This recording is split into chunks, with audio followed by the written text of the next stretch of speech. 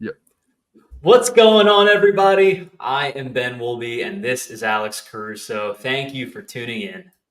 Today we were talking about the biggest buy low and sell high players before week 9. We are literally over the halfway point of the season now as we're heading into the back stretch of fantasy football. We're heading towards the playoffs. We got lots of playoff matchups to start eyeing, and we are in mid-season mode almost before the trade deadline in a lot of fantasy leagues. But we have a lot of those buy low and sell high players for today. We're going to start with our buy lows, finish with the sell highs. But Ben, who is the first player that comes to mind for you right now when we're talking about buy low players for this week?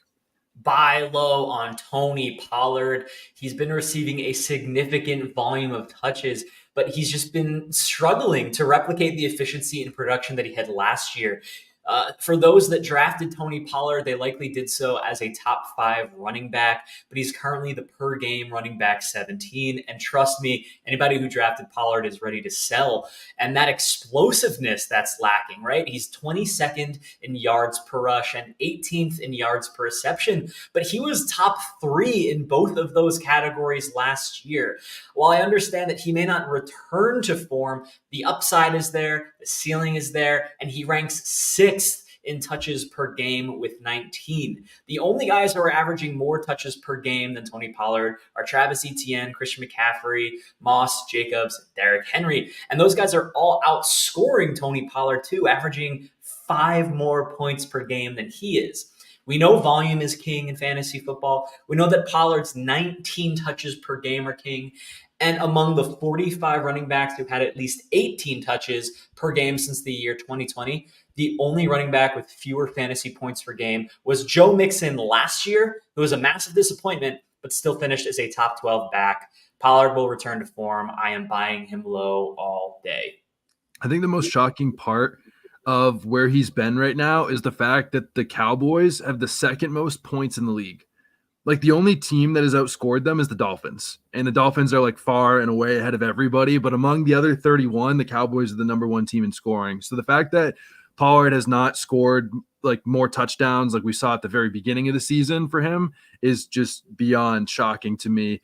Do you think that this is the week for him, or is there a certain week you're eyeing where he has to produce by X week, or you're just going to have to fade him for the rest of the year?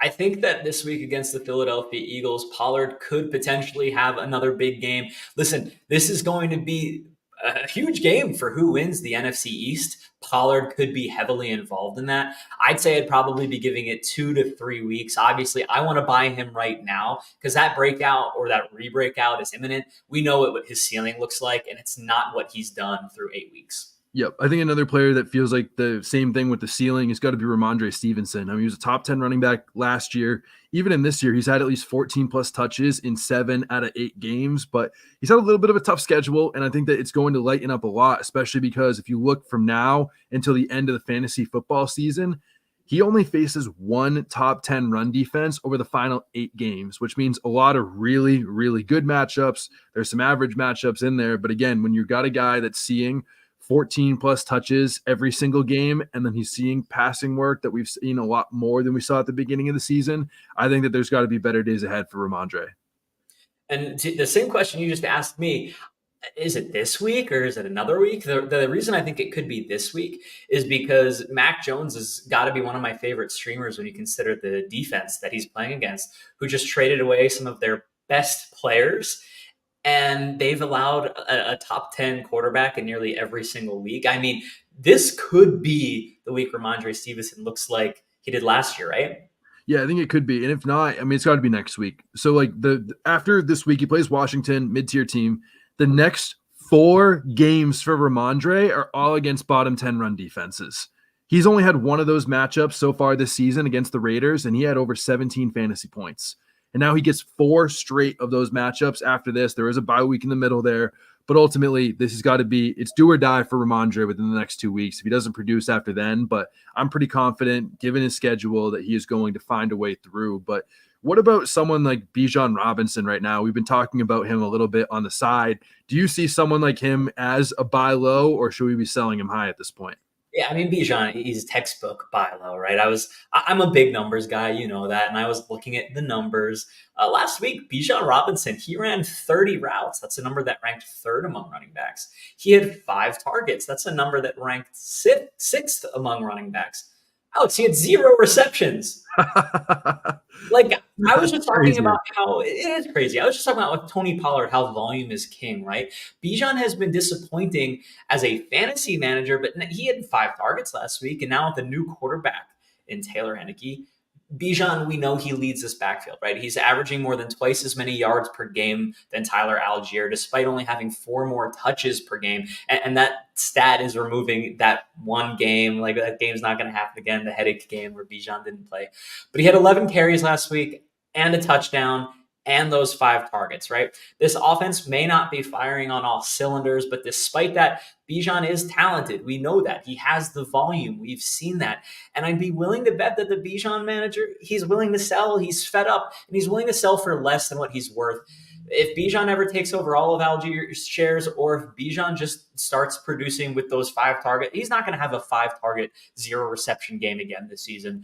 I like to believe Bijan will bounce back, and I will be buying low on him at his current price. Well, I'm glad we talked about him. I just tweeted this out a few minutes ago. Even if you don't like him right now, that's okay. Buy him for the playoffs. I mean, if you play in a 12-team league and you have the quarterfinals, semifinals, finals, weeks 15 through 17, he plays the Colts, the Bears, and the Panthers, who are all bottom 7 teams versus running backs. That is as good of a playoff schedule as you're going to get for any running back in the NFL. You know, Bijan was a first-round pick. If you have a first-round pick that's not producing with 3 straight good matchups in the playoffs, I don't know what to tell you. Even if he doesn't produce right now, if you're in a decent playoff position, go after him because he's one really big game away, especially after he's seen 16 touches every week but the headache game from a massive week going forward. I think that we could definitely be going on him. But what about someone like Marquise Brown? Marquise Brown, unsexy, 12th in targets per game this year. He was 7th last year before he got hurt. Kyler Murray's going to be back soon. What are your thoughts on him? I think I called Marquise Brown the #1 buy low in all of fantasy football on this show 3 weeks ago. So I'm with you. I love Marquise Brown as a buy low. I know, and this week is probably not going to be great because it seems like Clayton Tune is going to be starting. But it seems like after that, they're going to have no choice but to get Kyler Murray. I know there's the speculation of, okay, what if he sits out the season? But a lot of the discourse has been that he's probably going to be starting pretty soon. Marquise Brown last year was a top 10 wide receiver in those games with Kyler Murray. And regardless, if you just take the fact that he's already 12th in targets per game this year, last year before he got hurt, he was 7th. Like he's a target commander. And those are the players that we want to be targeting in fantasy football. Does the kind of emergence of Trey McBride worry you at all? Doesn't worry me. Just curious. No, just because he's a rookie. I mean, I'm not worried about him whatsoever. I think that he's going to be really good. I mean, but I don't think that given this offense and the players that are commanding targets in it, it's not going to be enough to scare me on Marquise Brown. I think there's much scarier number 2 options than Trey McBride. I completely agree, and I think that they're much scarier options than George Pickens, and it's why I want to talk about Diontae Johnson. You had talked about him last week on this show, and you were right, Alex. I was wrong. I just want to bring another perspective to the conversation that Diontae Johnson is a massive buy. Following his return from IR, my projections model had Diontae Johnson and George Pickens neck and neck. And on our show last week, you were saying Diontae Johnson is undisputably Pittsburgh's wide receiver 1. And I was like, is he? And I was wrong. He is. After 2 weeks of sharing the field, we've seen the picture become clear. We know that Diontae Johnson, he was boasting a 31% team target share. He had twice as many receptions as George Pickens since his return. But what's really interesting and why I had that argument with you last week is because despite having twice as many receptions, he only has 1 more fantasy point than George Pickens in that time frame. The reason for that, Diontae Johnson is a PPR monster, but Pickens is able to dominate through chunk plays and touchdowns. George Pickens has 3 of the Steelers' 4 receiving touchdowns this year. Diontae Johnson hasn't scored a touchdown in 2 years. But Diontae Johnson had a bad drop that likely would have went for a touchdown. He slipped in the end zone when he was targeted in a play that would have likely went for a touchdown. And even though we've seen what both of these wide receivers are capable of, we know that the regression will come for Diontae Johnson. Those touchdowns will come. He is the wide receiver 1 in this offense, and he is the guy I would rather have. So if you can grab him, sell George Pickens for him, I absolutely would. I mean, before this season, we talked about this last week. Before 2023 started and he got hurt, the only players with more targets over the previous 2 years were Stephon Diggs and Devontae Adams. I know there's the whole touchdown problem, but again, there's just no one that's earning more targets. Like, again, the man is the human version of 7-Eleven, always open any day of the week. Someone who's been open a lot this year has been Jakobi Meyers, who had just one catch, super disappointing. I had some player props on him. I had some bets on him. Didn't do well for me. But over the previous 3 weeks, Jakobi Meyers finished as a top 15 wide receiver every week. The problem is that Aiden O'Connell is probably going to be starting this week, which is never great for Jakobi Meyers. But ultimately, they just fired Josh McDaniels. They fired the GM for the Raiders. And I think that a shift in offensive philosophy is actually going to help Jakobi Meyers, even though he was good before. But this offense has just condensed those two players. Michael Mayer, Austin Hooper, Hunter Renfrow, not big threats. The whole offense runs through Devontae and Jakobi Meyers. Target consolidated offense are my favorite types of fantasy football. And I think we're going to see the Jakobi Meyers that was top 15 for 3 straight weeks more going forward than we saw the one catch Jakobi Meyers from last week. My only concern with Jakobi Meyers, I talked about a lot how Jimmy Garoppolo has a tendency to spread the ball around. He is not great at staring down one guy. And that's why I was off on Devontae Adams for so much of the offseason. That kind of came to life. Are you worried at all that maybe Aiden O'Connell will be that type of quarterback and he's just going to be peppering Devontae Adams, who's clearly unhappy, clearly doesn't want to be there, and would clearly rather just be putting up big numbers and losing because he knows he's not going to a Super Bowl this year? Yeah, I think that's always a concern. You don't know, but again, like no matter what, like I think we have never seen any players that are far over a 30% target share. So like at worst, there is 65% less of that, like left of that offense, whether it's good or not, for Jakobi Meyers to be eating up. So I think that he ultimately is going to have plenty of opportunity to still be that guy. If he's been getting open and commanding targets like he has all season, I don't think that magically goes away no matter who the quarterback is. Completely agree. And much like Jahmyr Gibbs, who I will be selling, it doesn't quite matter who the running back one is in this backfield. Jahmyr Gibbs, even if he does take over the RB1, David Montgomery is coming back. And I've noted Jahmyr Gibbs has been a buy, but over the past 2 weeks, you can't help but want to sell him. He was the RB2 last week, the RB3 the week before that. And Alex, you would agree. I think we'd both rather have Jahmyr Gibbs than not have him. But we can look at DeAndre Swift's career to understand exactly what is going to happen with Gibbs this season, because we have seen how offensive coordinator Ben Johnson wants his running back room to operate. We've seen that Swift averages 3 fewer rushes per game when he's not the starter, and we've just seen him not be able to produce because he is the pass-catching back. He does not stay on the field. David Montgomery is a guy they want to use between the 20s. They want to use him in the red zone, and that work is going to come away from Jahmyr Gibbs. So if I can look at the teams in my league with a losing record, the teams that maybe have ETN, CMC, Bijan, Brees, Pollard, Eckler, there's so many other guys I would rather have rest of season than Jahmyr Gibbs. I'm using this as an opportunity to upgrade Jahmyr Gibbs to a week in and week out starter, and I don't have to worry about somebody like David Montgomery coming back and forcing Jahmyr Gibbs into that DeAndre Swift role. Yeah, I mean, the DeAndre Swift role still was a top 10 running back top 20 running back in fantasy points per game every year of his career. But if you were saying that you could sell him for a Bijan right now, I would do that. Because I don't think that's crazy for fantasy managers to be willing to trade Bijan for Jahmyr Gibbs, given what Gibbs did the last 2 weeks. If you can do that, I would be willing to, but it has to be for a top 10 running back, selling Gibbs at peak value. Otherwise, I would be holding myself. I will also be selling James Cook because I think Leonard Fournette's going to take over this backfield. I mean, they've been putting Latavius Murray in at receiver because James Cook has not been efficient as a pass catcher. So yes, they're in a great offense, but if he's not even the pass catching running back, he's not seeing all the goal line work. I am a little bit more confident in someone like Leonard Fournette that's been proven every year in fantasy. I know, why did he not get signed until now? But I think they're starting to realize they need someone different than James Cook. I'm going to sell high because I think that a lot of people are still really in on him. I'm not sure how to feel about this backfield because I feel like the rumors of Leonard Fournette coming to this team started once the Damian Harris injury happened. And I feel like this is more of a depth add than anything because, like you just said, why hasn't Fournette been signed up until now? But also, James Cook started the season off really good, and he just hasn't captured that same spark. Maybe that addition of Leonard Fournette is meant to ignite that spark in the offense. I'm really not sure, and it's hard for me to justify selling James Cook, but I certainly don't mind doing it if I can get a good value in return. And I think you would agree with that, right, Alex? Yeah, I agree. I just don't see the league winning upside. That's more my case. And maybe you can't sell high if he hasn't had those explosion weeks. I just don't see the realistic scenario where James Cook in the fantasy playoffs is like this 20 point per game guy that ends up winning you a fantasy league. I think that he can be 10 or 12 points is a good supplement piece, but I don't know how well that's going to suffice come the playoff matchups. But what about right now? Like, can we haven't yet.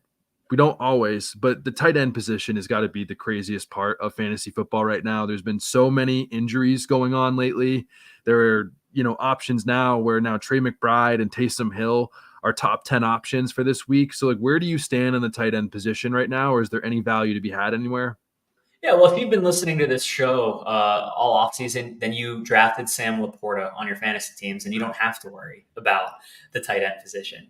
But maybe we're not so lucky. Maybe you drafted George Kittle. Maybe you're really happy with how George Kittle is performing. And if you are, I think you should be selling George Kittle. Over the past month, Kittle's averaging 14.2 fantasy points per game. That's more than some of the elite wide receivers have had in that time frame. He's had more points than Cooper Kupp, Keenan Allen, Mike Evans. And I was thinking, man, it would be really cool to add George Kittle to some of my teams. So, like I said, numbers guy, started looking into it. And I realized, wow, the only reason Kittle has been doing this well is because there hasn't been a Deebo Samuel on the field.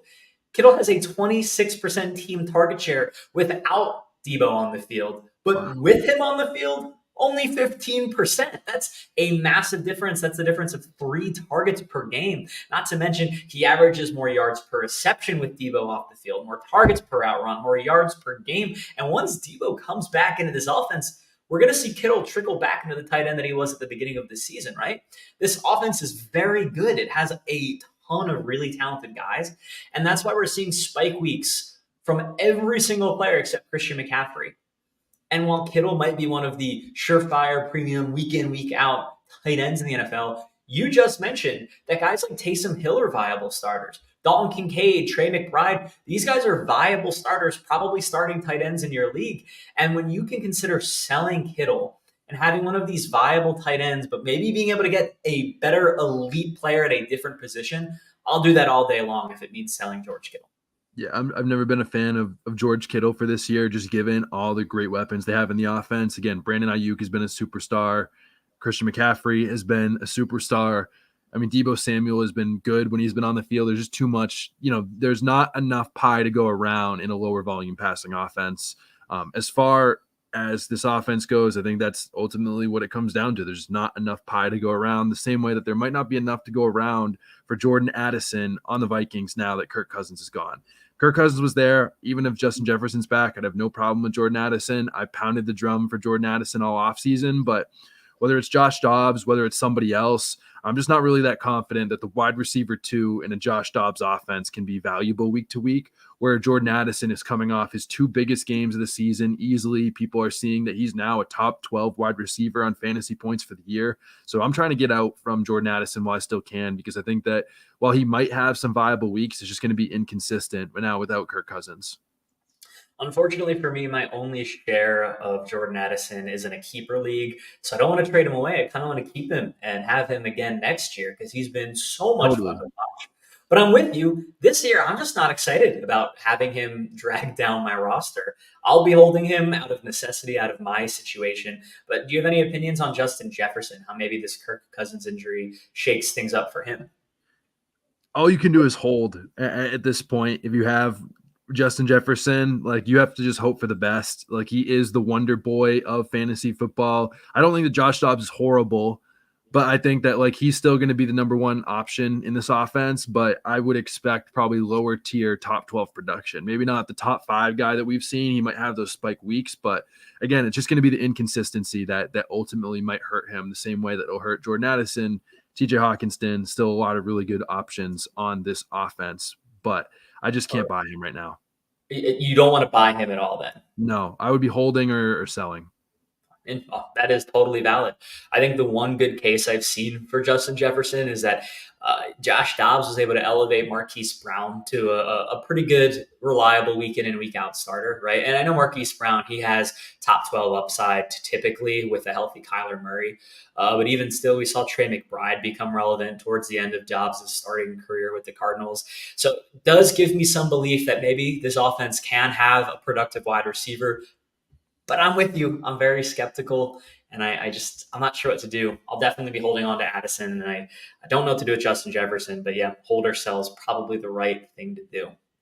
Who would be the final if we got one more player at this point? Again, there's a lot of names to think about. I think that there's more, buy lows and sell high players beyond this show. But if there's like one other person that you would be selling at all costs this week, who would it be? At all costs, it's Gus Edwards, and this should be obvious, right? Every season, Gus Edwards does what he did last week. He has a multi-touchdown game. Suddenly, we're excited, right? He's the number one in the backfield. He's going to be running the ball. He's going to be catching passes. He's going to be scoring touchdowns. He's a pure runner. But the answer is no. He's not any of those things. He's somebody you should be trying to get off of your fantasy rosters. Last year, in week 7, Gus Edwards has a multi-touchdown game, and he finishes the RB5 that week. Awesome. Everyone was so excited. Bye, Gus Edwards.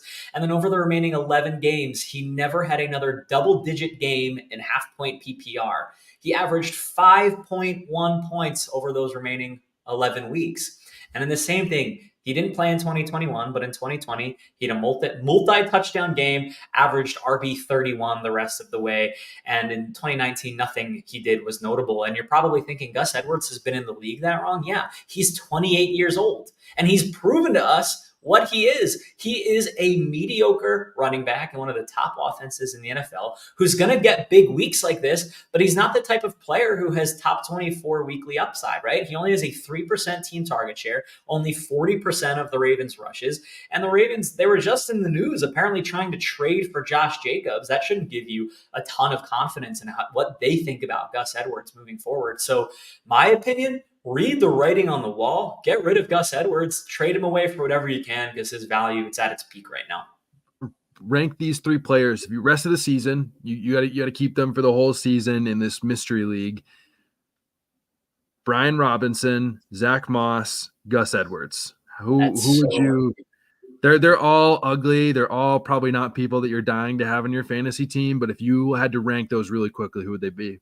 The first is obviously Zach Moss, right? Like he is splitting this backfield with Jonathan Taylor. And even though we expect his role to shift, he's still proven that he might be worth starting, scoring touchdowns, getting some type of volume. And he's probably the best handcuff because we know that he can be an RB1 in any given week. The next guy, I'd probably go Gus Edwards over Bijan Robinson. I am just not interested in any of the running backs on Washington. Sam Howell's been pretty good for fantasy purposes, and that's because of how bad the defense is. The defense is only going to get worse now that they've traded away some of their best players on there. So I think that some of the guys that I might be interested in buying are like Terry McLaurin, Jahan Dotson, though he just had his best game of the season. Realistically, these running backs are worthless, and we've seen Chris Rodriguez, he's starting to work into the mix too. So he's definitely at the bottom. All fair points. I do not want any shares of any of them, but I figured I had to ask just to put a little bit of a value meter on where Gus Edwards is right now. My final sell of the day has got to be DeAndre Hopkins. Obviously, coming off his biggest game, he's an older wide receiver. My biggest problem, the Titans are dead last in the NFL in pass attempts. I know. Well, what if Alex, but Will Levis, they're going to change the offense. This is a young and exciting offense. No, the Titans have been bottom 5 in NFL pass attempts every single year for the last 6 years. It's not changing anytime soon. When a team is averaging 28 pass attempts per game, it's not good for wide receivers. Yes, DeAndre Hopkins will have the spike weeks, but ultimately these are not the offenses to buy. We've talked about it all season. Only 2 top 12 wide receivers have come from bottom 5 pass attempt offenses. Right now, DeAndre Hopkins is probably being valued near a top 12 wide receiver for the rest of the season after the big game last week. I'd be selling him at the peak because I think there's just going to be too much inconsistency from him for me to trust for the rest of the year. I think part of the reason DeAndre Hopkins is being ranked so highly the rest of the season has to do with his matchup this week against Pittsburgh. Pittsburgh has not been very good. Their secondary allowing a lot of touchdowns. We didn't quite see that last week. Calvin Ridley and Christian Kirk mostly kept in check, but we did see Travis Etienne kind of burn past the secondary and score a big touchdown. And I think DeAndre Hopkins is capable of doing that too, right? This Pittsburgh secondary is not great. Any interest in maybe holding a week before you sell him away? I'd be willing to hold a week. I think it's probably the best matchup he has for the rest of the year, if I'm not mistaken. But after this, like I just don't want to trust him. But yeah, the Pittsburgh is a prime matchup. I think they're bottom 5 versus wide receivers. If you want to hold him one more week, go ahead. But for me, I'm getting out while I can. I don't want to get too greedy on DeAndre Hopkins because he's one bad week away from the value going way, way, way, way, way down. So that is ultimately where I stand for this week. But that is it for today. As our buy low, sell highs, we are back every single Wednesday at 1 p.m. Eastern time, going live on YouTube, on Twitter, wherever you can get all the fantasy football goodness. But ultimately, don't forget to like, subscribe, turn the bell notifications on for more 33rd team content coming out each and every single day.